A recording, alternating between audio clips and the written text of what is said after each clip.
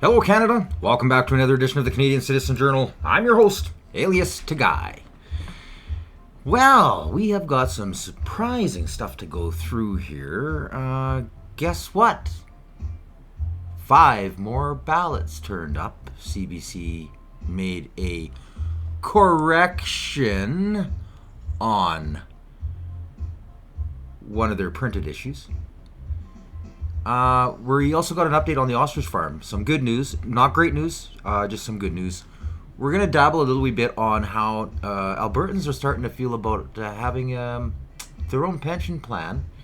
We're going to dive into just some of the slips that came out of Carney in an interview he had with a British news outlet, Sky. And a few more things to touch on, including this little bit of fake news that's going around that it seems like nobody's really caught on to. Everybody's jumping onto this whole, like I said, it's from what I've seen, there's no changes, but we'll get to it when we get to it. Let's start off with the surprise ballots.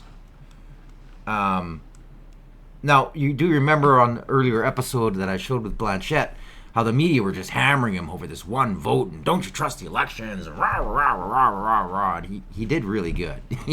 He did really good.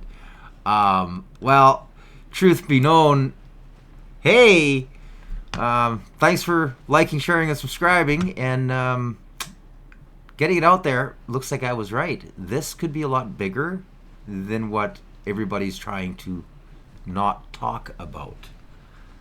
Diving right in,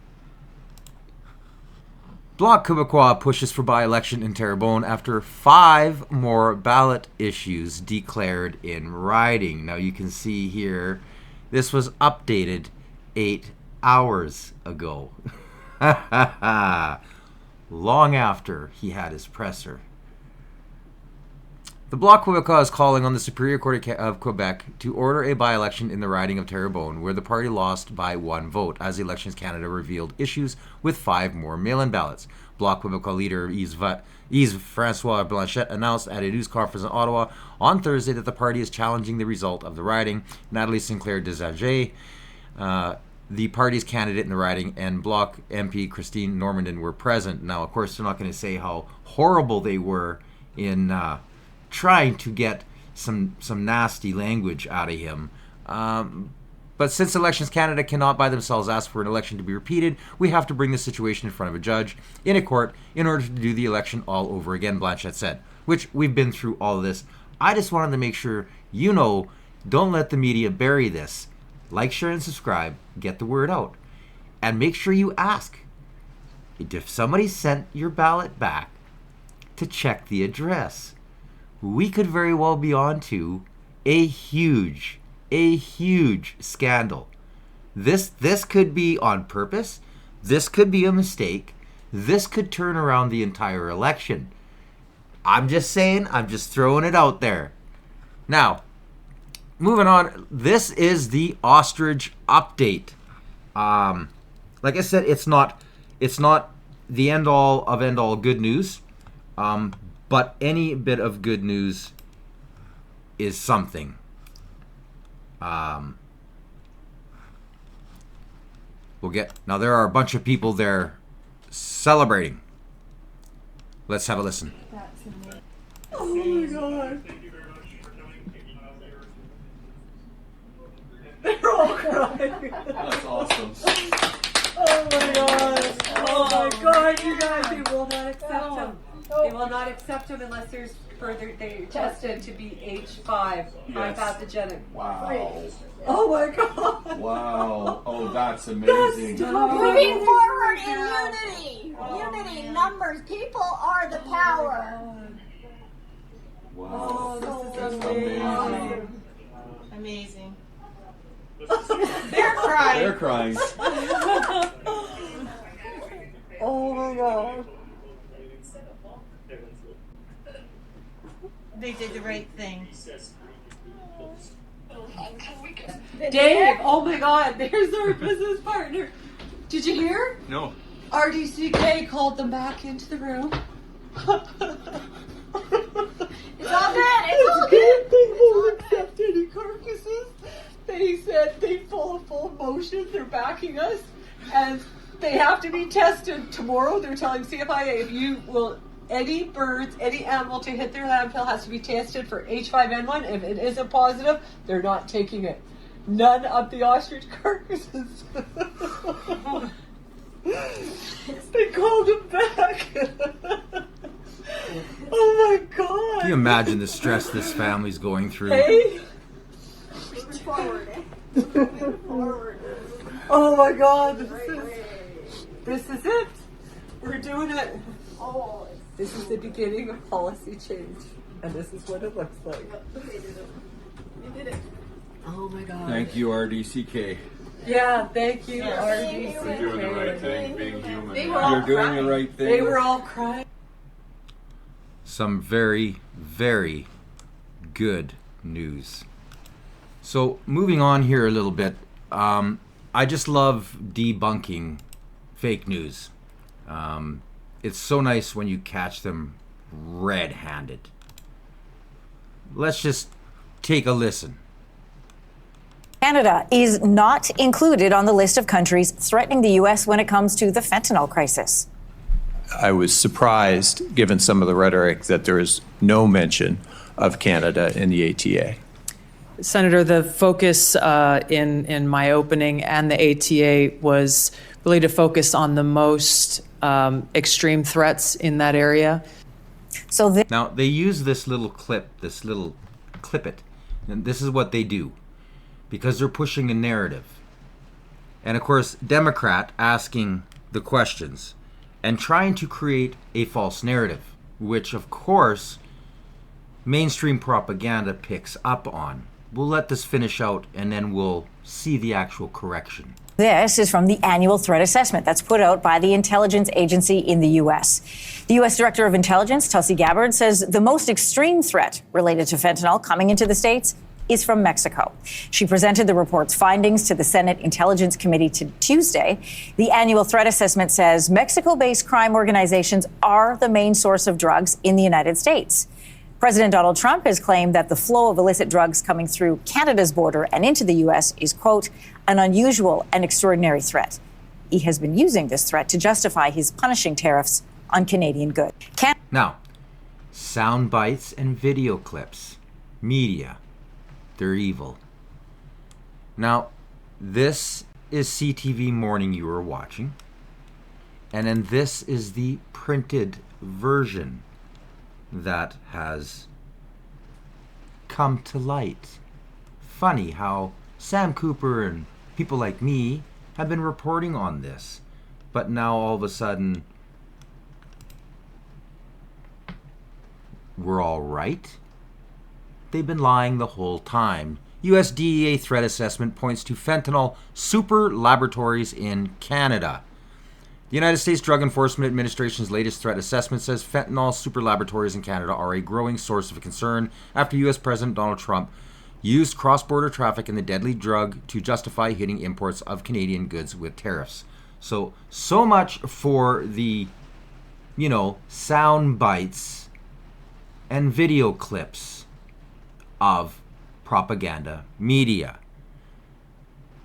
The annual report released this week says that while the estimated volume of fentanyl coming to Canada is substantially lower than the amount entering the U.S. from Mexico, these operations have the potential to expand and fill any supply void created by disruptions to Mexico-sourced fentanyl production and trafficking. The DAA pointed out that the RCMP dismantled a sophisticated drug lab in British Columbia last October. And that's not, we're at number like 7 now. They're all over Canada. And the funny thing is they're having a hard time finding the people. It's really weird they can find the labs, but they're not finding the people. But again, if it's China involved or Mexican cartel, it just seems for some reason it always leads back to the Liberal Party. So, no surprise. Moving on. I'm going to start off with this little clip first. And then we're going to move on to this little piece of what I'm calling right now fake news, because I've gone right to the source and I can't find any proof that it even exists. But yet everybody seems to be jumping on this bandwagon, passing out without doing any actual research. Now, I've actually been researching and talking about the tariffs and posting the links on the tariffs for quite some time. And nothing. There's no change. Now, strange as strange can be, you know what? Maybe I'll start with the actual ads, what the agencies are running on. Okay, so now it's BNN Bloomberg. You can't trust BNN Bloomberg, by the way. Canada's new tariffs on U.S. dropped to nearly zero with exemptions, Oxford says. Now, I've gone to Oxford. I've gone through their website thoroughly. I can't find this. I can't find it anywhere. There's a few webinars, but I can't find any printed version. I've searched all the videos that I have access to. I can't find any proof that this exists. Canada has effectively suspended almost all of its retaliatory tariffs on U.S. products, tamping down inflation risks and improving its growth outlook, according to Oxford Economics. The government imposed new import taxes of 25% on about $60 billion, $43 billion U.S. Boy, our dollar's not worth crap, is it? Of U.S.-made goods in March in response to the first round of tariffs from Trump's administration. Canada also retaliated against U.S. auto tariffs in early April by putting its own levies on U.S. vehicles. But Prime Minister Mark Carney's government then announced a 6-month tariff exemption for products used in Canadian manufacturing, processing, and food beverage packaging, and for items related to healthcare, public safety, and national security. Automakers got a break too. Companies that manufacture in Canada, such as General Motors Company, are allowed to import some vehicles into Canada tariff-free. Now, this isn't new news. I don't understand. They're talking about like this is something new. And I feel bad because even Juno jumped on this. And what's weird is they printed the exact same thing. I'm a little disappointed in Juno here. Now, I know what it's like sometimes you trust another news agency. For myself, I fact check the living crap out of everything I do. It's why it takes me so long. And it's so much work for me to put videos together. Everybody around me, my wife, kids, friends, and family, they're like, do you ever sleep? No, I don't. I sleep when I can because it takes lots of work in order to not only find all the material, and especially trying to find it in video form so that it's more entertaining for my viewers, but also to have to listen to all of the video, break it all down, fact check everything that's going into it, as well as all of the printed versions, and then it's all of the paperwork. It's searching through all of the government websites and the bureaucracy and the lies, and it's a lot of crap to go through. And this isn't new. And the reason that I say that is because this is the tariffs that I've been showing them for over a month. This is them. Nothing's changed on these tariffs. I've reloaded it. I reloaded it again just before this. The Gazette, I mean, that's the printout version right there. That's legalese. That's what, if anything happens in Parliament, it's got to go through the Canada Gazette. Nothing's changed. That's all everything that they're saying, I've already known and I've been talking about. So I don't understand how they're saying this is new. But what they are doing is in the dialogue, in the writing of these, this is what I'm finding. Propaganda. These exemptions mean Canada's tariff rate increases on the U.S. is nearly zero, according to calculations by Oxford. It's a very strategic approach from a new prime minister to really say, we're not going to have a retaliation. Tony Stillo, Oxford Director of Canada Economics, said in an interview. I can't find the interview. Can't find any video. It's a strategic play on the government's part to not damage the Canadian economy. I'm sorry, but nothing's changed. Nothing's changed. Check the date out. This is all breaking down. This came out May 14th. I heard about it first on the 13th rumor mill, And then I found this actual article. BNN was the first one to be kind of reporting on it. And now a few other outlets have jumped on it. This is a fluff piece. Carney fought and won an election last month by convincing millions of Canadian voters that he was the best candidate to handle a trade war with the U.S., which buys about 3/4 of Canada's exports. The Prime Minister said Canada will have to strengthen its own domestic economy. Like, it's just, this is a fluff piece. And the kicker is that it literally is exactly what I've been talking about. Oxford still sees the Canadian economy slipping into a recession this year, but it upgraded its growth forecast to 0.9% for this year and 0.3% next year. Then why hasn't the Bank of Canada talked or done anything about this if something's changed after their last really scary spread fear interview that they had? Government spending should soften the blow of the trade war, the firm said. It's forecasting that the rate of inflation will briefly rise to 3% in 2026, but should quickly ease. I'm sorry. I don't believe half of what BNN Bloomberg puts out there. It's an investor. It's like one of those things where I've got lakefront property in Las Vegas for you. It's one of these type of places. Yeah, if you're a multi-millionaire, they probably got a very nice property with a man-made lake, but to the average person, you're gonna get a chunk of sand. You don't trust them. So I don't know where everybody and it seems like a lot of independent media are jumping on this. I'm sorry. I need more evidence. I need more proof. I need to see it right from the horse's mouth. I have not seen that. And like I said, we'll go through this one more time. It's still here. Nothing's changed. Live poultry, meat, edible, blah, blah, blah, blah, blah, blah, blah, blah, all the way down, keeps on going, glues, blah, blah, blah, frozen, pig fat, you name it. Nothing's changed. Everything's still on the list. If you go to the very far right side, 25%, 25%, 25%, look at the pages. None of the pages have changed. They go right to the end. Nothing has changed. 25%, combs, hair slides. It's the exact same thing I have been reporting on for well over a month. So, I don't know. Make sure you like, share, and subscribe. I don't believe it. I just figured I'd report on it because this is still a reality. Nothing here has changed. We are still paying huge prices because of Carney's tariffs. They have nothing to do with Trump.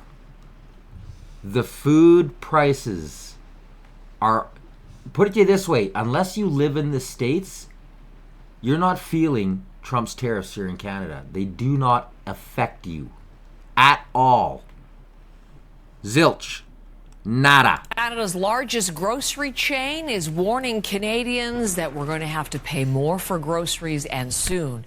And Donald Trump's tariffs are to blame. Scott is back. See what I mean? Blatant lie. This is propaganda, people. Trump's tariffs do not affect us in Canada. They affect the Americans and what they're buying down there.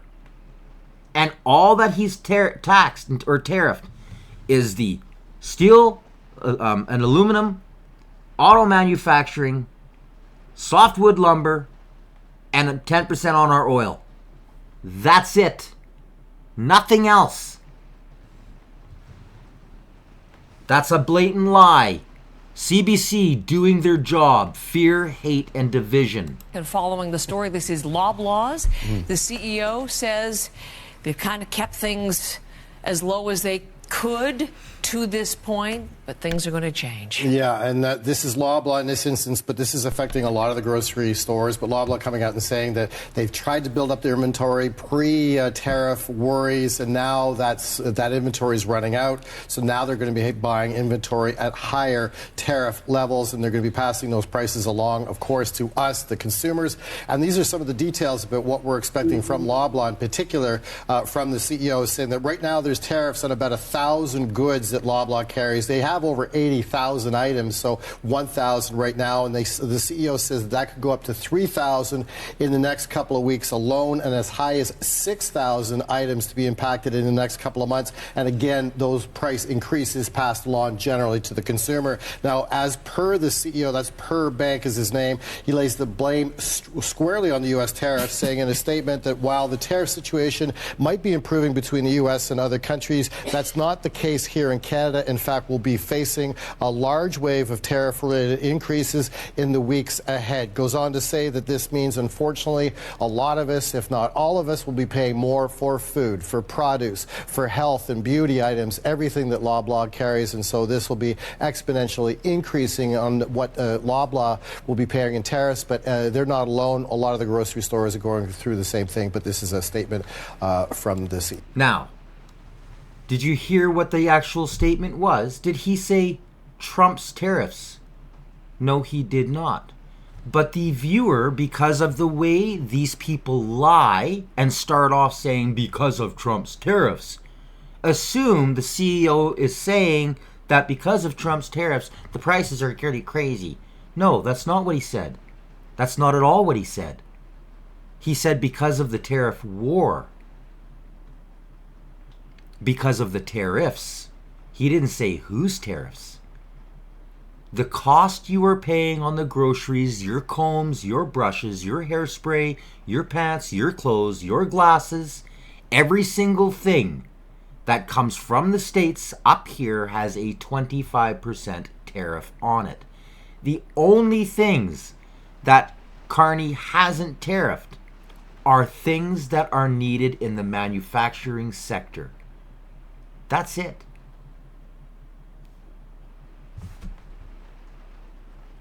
Propaganda 101, people.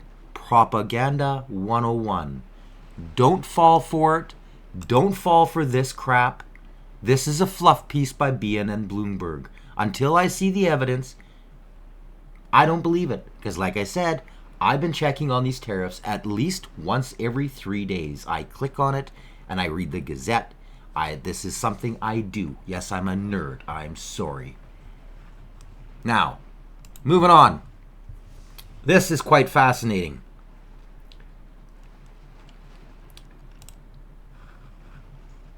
Bell says what? Bell says Alberta pension plan now backed by most Albertans. Yes. Who would have thunk it? Most Albertans pulled backing an Alberta pension plan. Is this part of the Alberta backlash against Liberal Ottawa? Duh, you think so? Especially now that independent media is growing. Thank you to all of my viewers. Make sure you like, share, and subscribe, as well as all the other great independent media outlets out there who are getting the word out, and people are starting to realize, holy cow, we would be so much better off, and this goes for Saskatchewan as well, and as well as BC. It's alive, it's back. Am I reading the numbers right here? Have I got my glasses on upside down? Is there an optometrist in the house? A second look? There it is. As part of a poll commissioned by the Alberta government, the question is posed. If a provincial referendum vote was held today, would you vote for or against the following? Replacing the Canada Pension Plan, the CPP, with an Alberta Pension Plan, an APP, that guaranteed all Alberta seniors the same or better benefits. A drum roll, please. This definitely needs a drum roll. Yes, to replacing the CPP with an Alberta Pension Plan, 55%. No, and keep the CPP, 45%. For the record, this hot off the press poll was commissioned by the Alberta government. The poll was conducted by Trend Research under the direction of the well-respected Janet Brown. 55% in favor. Let that sink in. Math don't lie. Politicians and media do. Math don't lie. No matter how hard the Liberals try and tell everybody that 2 + 2 is 5, it will never equal 5. It's 4. Math don't lie. Politicians and propaganda media do. So, kudos, glad to see it's finally getting out there and people are waking up. Now, I want to dabble on this. We're not going to go through the whole thing. I'm not going to spend a pile of time on this, although I just want to comment and say how it is still quite hilarious that Sky News gets an entire 25-minute interview, 23 minutes and 40 seconds to be correct, but obviously well over an hour for him to sit down, get comfortable, them to talk, to set up, all the rest of it. And CBC's Vashi gets, 13 minutes, and he runs out of the studio with his tail between his legs. Quite hilarious. And the first interview he does is with Sky News, and CBC gets,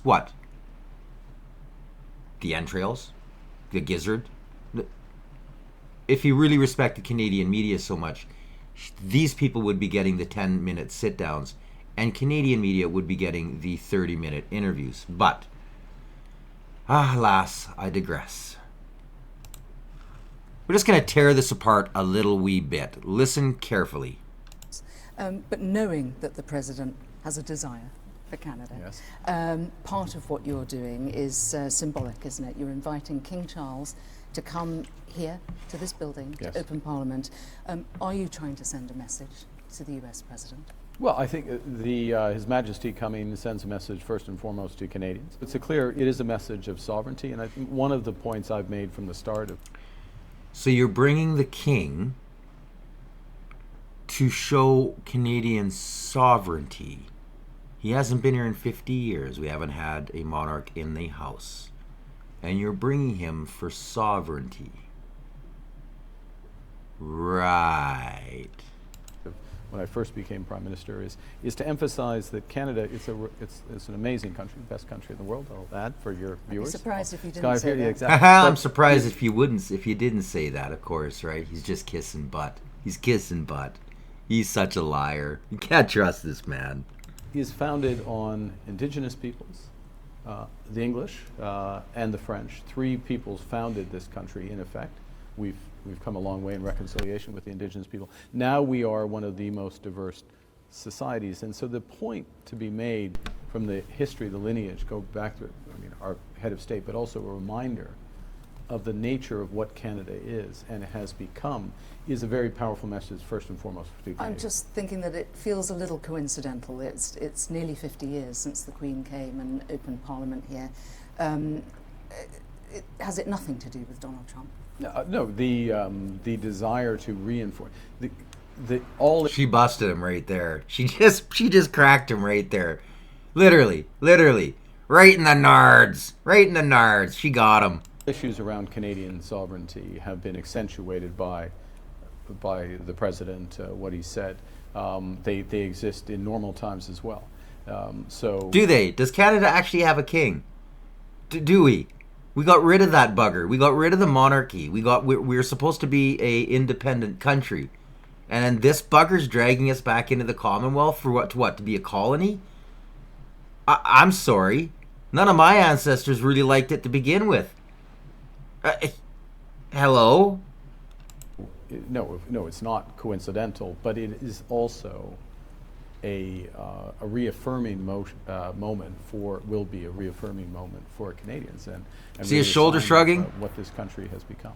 He's busted. He's lying. We talked about this earlier. His tells. This man couldn't play poker if his life depended on it. He's a liar. And she called him out on it straight out. Boom. She just yeah, okay, whatever. You did it for Trump. It's all more bullcrap. It's just all more play. Prime Minister, did you ask the King, or was it his idea? I asked the King. When I visited the United. Listen carefully. When did you ask the King? Kingdom in March, within days of my becoming Prime Minister the first time. And he liked the idea? His Majesty was very receptive, and we're honored by his visit. It's not the easiest thing to do to get up and come to Canada, although I would like to say to visitors, it is easy to come to Canada. Please do. We're more than welcome. Did you catch the dig? And her little ha. Like it's not easy to go to the States anymore, but it's easy to come to Canada. That's these little digs, right? And she caught on. Ha, she goes. Yeah, no, it was our idea, warmly endorsed by His Majesty, and we're very pleased he's coming. The King, your head of state, of course, has also invited Donald Trump on an unprecedented second state visit. Watch his reaction, watch his face, watch his shoulders and his head. In the Oval Office, all the while. He doesn't want to talk about this. Threatening Canada's existence. What did Canadians make of that? I'll be frank, they weren't impressed by. Now, how many people knew that the king sent a letter with Keir Starmer to give personally, directly into the hand of President Trump? Right. 99% of Canada, in fact, I'd have to say probably 99.5% of Canada, had no idea. Once again, he just lies. He just lies. That gesture, quite simply, given the circumstance. It was at a time when we were being quite clear, some of us were being quite clear about the issues around sovereignty. I was not yet Prime Minister, but I was being clear on the campaign trail, and it cut across some of those messages. It sure did. It severed them all. It severed them all. The fact that he got a written letter and Carney got crap. Carney had to fly there. Carney is irrelevant. Carney is a peon. Carney is hated by the EU, or by England. Most of the country despise him because they know what he did there. So do you personally think that a state visit to the UK for President Trump is appropriate given that backdrop? Well, that's a judgment for the government of the United Kingdom and the palace. I'm sure you have an opinion. Well, you reference I have opinion on many things, some of which I keep to myself. Well, I'm inviting you to share it. That's very kind. Right? She's trying to work him. She's trying to work him. She knows she's got him nervous. He's even blushing. Look at his face. He's even turning red. He doesn't know how to answer this question. He's got to bullcrap his way through this. She really did a good job pressing him. She tried. She tried hard. You mentioned that it's unprecedented for a second state visit. President Trump is also unprecedented in having an interregnum between becoming president again. So both 45th and 47th president. So there are many unique factors, and I leave the diplomacy to the UK government.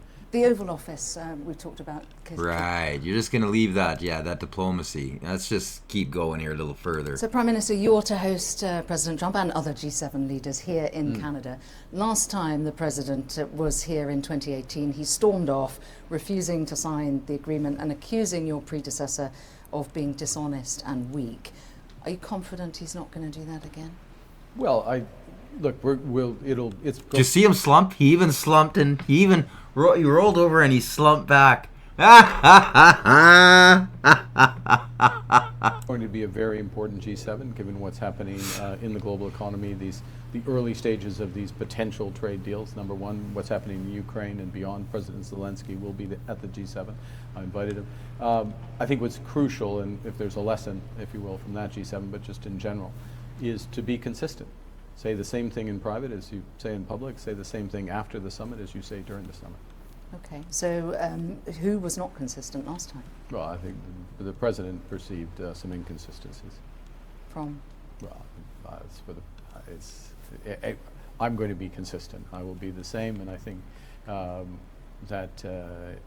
that's what's necessary in order to get agreements, and that's what he respects. Protect the party at all causes, even if you've got to lie and deviate. It was Trudeau. Trudeau showed exactly how two-faced he really was, and it cost Canada. It cost us for years. It's still gonna cost us. Unbelievable. This man is it's the same party. It's the same people. It's just now you got the general instead of the 86 IQ foot soldier Trudeau. Unbelievable. Absolutely unbelievable. The other unfairness that President Trump highlights is defence, and he has a point here, doesn't he? Because Canada's contribution to defence as a proportion of GDP has been pitifully low, if you don't mind me saying. Pitifully low? Free riding on the US for years. Free riding? Well, there's a couple of things there. The first is that we have substantially increased our defence spending. We've more than doubled it over the course of the last several years. I have announced a series of major defense initiatives. There is more that's going to happen. And it is part of our discussions with not just the United States. He bought night vision goggles. It's not hard to double the budget of your military when you don't spend anything on your military. These people crushed our military. Absolutely decimated it. And the worst part, the media doesn't talk about it at all. But the worst part is the actual ranks. Nobody wants to be in the military because they are so embarrassed about their country and the fact that they know, they've heard, and they've seen that the military we have are using their own money to buy gear. That's how bad it is. They kicked us out of different types of games, war games, because we're not fit for it. If you can imagine. And then add all the DII whatever with the LGBT and the you can pierce and tattoo and long hair and wear a skirt and all the rest of it. Nobody wants to be part of that. There's no dignity in it. You're there for one reason. You put everything aside. You're a warrior. We don't have warriors anymore, and the warriors that we have, they're fleeing, and the rest don't want no part of it. They've completely destroyed our military. They've destroyed it morally. They've destroyed it through all of. I mean, only half of the stuff we have is running, and of that half, only half of that is ready for war. If you so a quarter of all the equipment we have, that's it. And by the way, we got no tanks left. We got no nothing. They keep giving it to Ukraine, and all of that's gone. It's all gone. A week after our tanks landed, every single one of them was destroyed. 1 week. Gone. And then they were going to say, well, we're going to take all the Canadian guns away and we're going to send them down there. And Ukraine was going, are you crazy? What good are they to us? Those are not war guns. And the ammunition is a unique hunting ammunition. It's not war ammunition. It's no good to us in the battlefield. But the mainstream media keeps passing this off, never did a correction. So there's your correction. It's all lies. These people are so full of it. It's the same party. All those people who voted Liberal, this is why you need to like, share, and subscribe. They have no idea, or they're just idiots. And I know a very small percentage of them are idiots. Their card holders die hard to the end.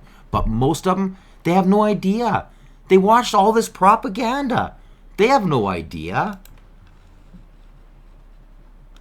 But with the UK and with Europe, how we are going to increase our defense spending, because in the end, I flip it around, is what's necessary to secure our borders, secure the Arctic, and of course to support our NATO partners. But getting to 2% by 2030, which I know is already an improvement on what it was, it feels too little too late given the state of the world, doesn't it? Well, it's a dynamic situation, let's put it that way. Okay, so we might expect that to change. Dynamic means change. Okay, and given how little Canada has paid in year after year, do you trust President Trump? I mean, he seemed pretty clear in the Oval Office. You know, we support them militarily and we're happy to do that. Do you expect that he would come to your aid militarily if needed? We have very integrated defense forces. NORAD, which is the defense force for the Arctic, for the ballistic missile defense and other things, is highly integrated. We've just announced a major investment, which is state-of-the-art, over-the-horizon radar in the north, for example. We're moving to 365-day presence, air, land, and sea in the north. We have confidence, full confidence in our defense relationship with the United States, as we do with all NATO partners. Okay. So you're confident that if you needed them, they would support you. As they are confident that we would support them if they need us.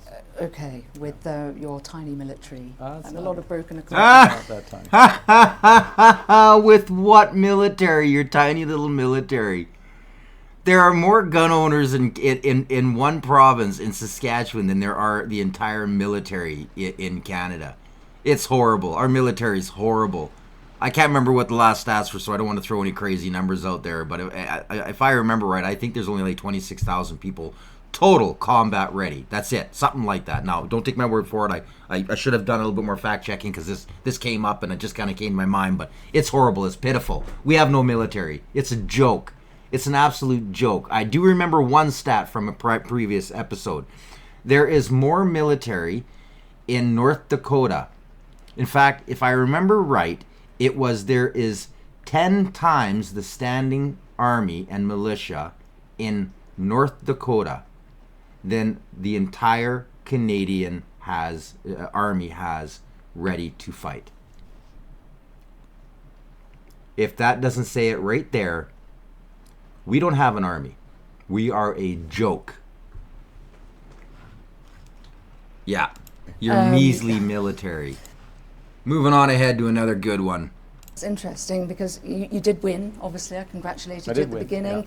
Yeah. Populists are not in power here or in the UK, but they're hard on your heels, as they are in the UK. They were ahead by 25 percentage points before I ran. So yes. I think it's important to recognize. Watcher? I'm going to stress this point.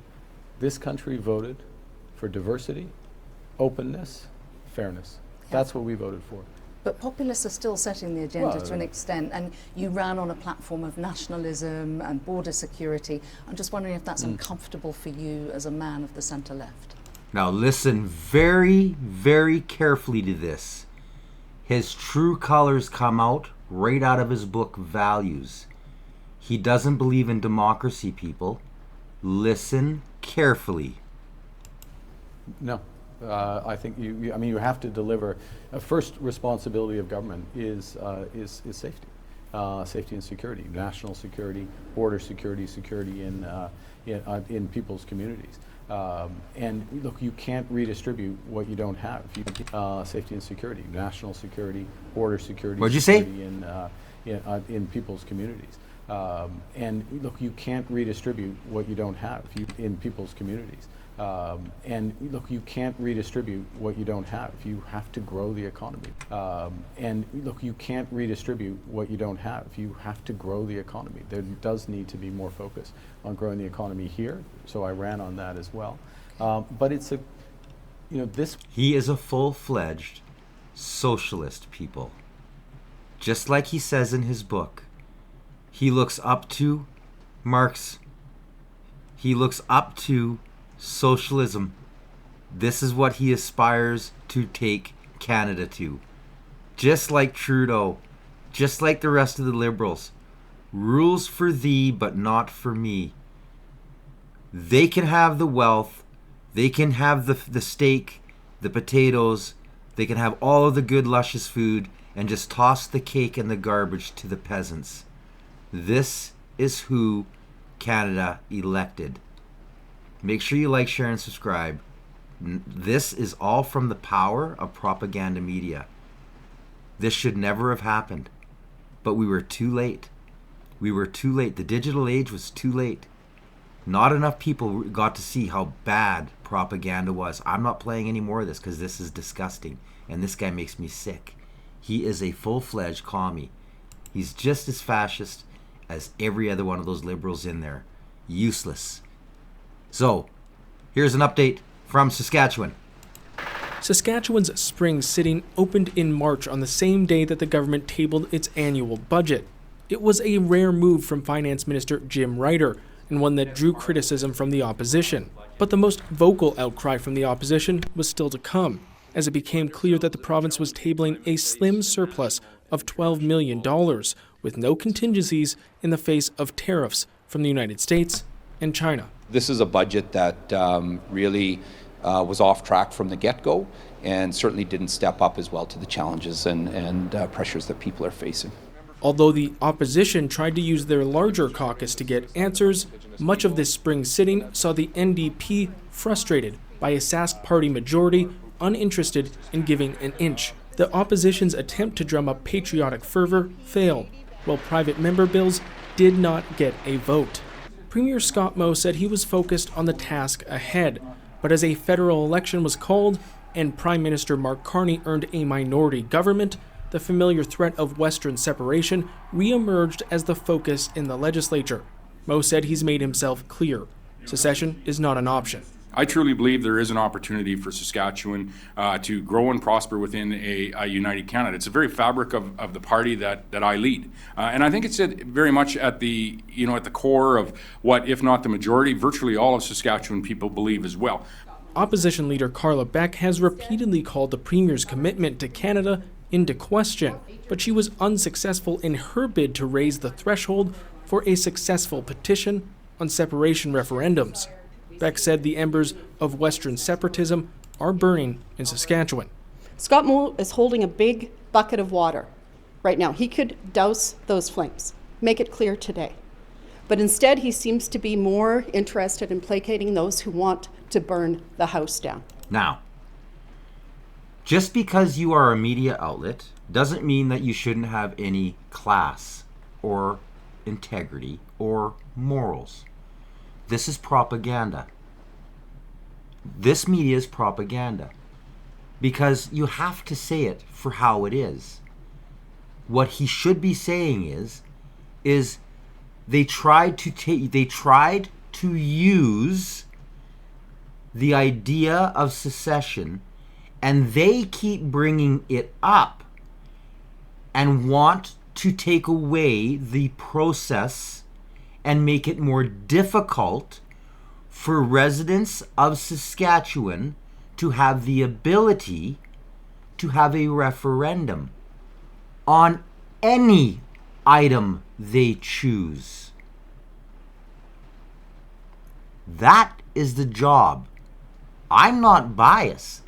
I just say it as it is, as the Constitution and my rights, my free will, and my morals tell me a question should be asked, a perception should be taken, and a narrative debunked. That's what these people are trying to do. Watch very carefully, because the media is going to keep ramping up all the hate they can against any conservative there is. They are going to try and keep going with fake scandals. They've been hitting Danielle Smith left and right. Mo's been doing really good because Mo is a bit of a wimp. He won't raise his voice. He won't put truth to power. He's like, he says, we're going to try and deal with these people, even though Guilbeault just got up and said that there's going to be no more pipelines. Instead, he invited him to come for a quad ride with him, to maybe learn a little bit about Canadian culture. He's weak. Now, yes, he's way behind, but he is still slowly putting in the same types of programs and legislation that will serve Saskatchewan as a stronger province within Canada. Don't forget that. He's even more of a federalist than Danielle Smith. At least Danielle Smith is a realist. Mo is not. Mo needs a little bit of pressure. As the province's politicians head home for the summer, Mo already has his next political move laid out. He's published 10 changes the federal government must make to reset Ottawa's relationship with Saskatchewan. It's a list Mo promised to bring up when he meets with Carney and Canada's other premiers next month in Saskatoon. Alexander Kwan, CBC News, Regina. Now, this will be the last clip. This is kind of an older clip. It's 2 days old. Could even be 3. I've had it sitting on my screen here for a little while. It says 16 hours. I believe it's 2 days ago now. But I just wanted to show this clip as a reminder to what the Liberal Party has allowed into our nation. The unvetting, wide open borders, the flooding of our nation to try, and it is, they're literally trying to create a post-national state. This was one of the biggest fears that a lot of people out west, in fact, a lot of people out east, were worried about and seeing. this is scary. Very, very scary.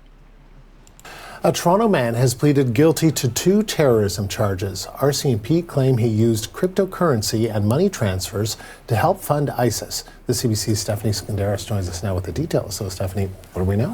So, Andrew, what RCMP are saying is that this 36-year-old Toronto man was using, as you said, cryptocurrency and money transfers to fund terrorism overseas, that this was happening between September 2019 and December 2022. And on Monday, at the Superior Court of Justice in Toronto, he pleaded guilty to 2 of the 3 charges he was facing. So the first is financing of terrorism, and in an agreed-upon statement of facts, he admitted to raising more than $15,000 through GoFundMe and contributing more than $35,000 in both cash and cryptocurrency to multiple people to support ISIS, which is, of course, a listed terrorist organization. Now, the second charge is participating in the activities of a terrorist group, and the Public Prosecution Service of Canada says he was making and disseminating pro-ISIS propaganda on social media to radicalize and recruit people, and also that he did research and made propaganda to justify terrorist attacks on foreign nationals in Afghanistan. RCMP say this looked like 3,800 hyperlinks that he had sent out. They also say that between October 2020 and March 2021, he was speaking with someone in the U.S. who was later convicted there for attempting to provide support to ISIS. And the third charge was stayed as part of his guilty plea. So he's been sentenced to 12 years in prison, minus time served in pre-trial custody. But it's the financing that is really significant here and the way that that was happening. So how significant is this? Yeah, so RCMP say this is the largest terrorism financing conviction to date in Canada in terms of monetary value.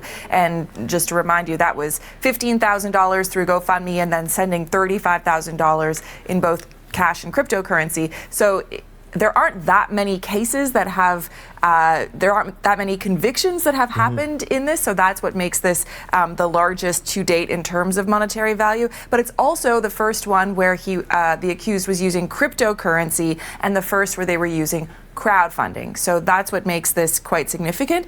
The details are, of course, are still coming in, how he was caught, how widespread this was. In the RCMP release, they thanked a slew of Canadian organizations, including FinTrack and the CRA. They also thanked their international partners, who they say were instrumental in this file, the FBI, of course, but also the Spanish Civil Guard and the Maldives Police Service. So looks like... Now, the thing that they're not telling you about is that the amount of money, they're only listing the small bit that that they could nail him with here in Canada. The kicker to the whole story is that okay, first of all, it was the FBI that informed Canada about what was going on, which then forced them to do something.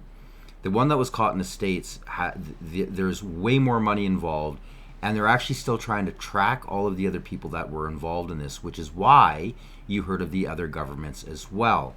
This is a terror organization with cells in different countries that were manipulating money through the system. Plain and simple. So these people are whitewashing the story. This isn't the whole story.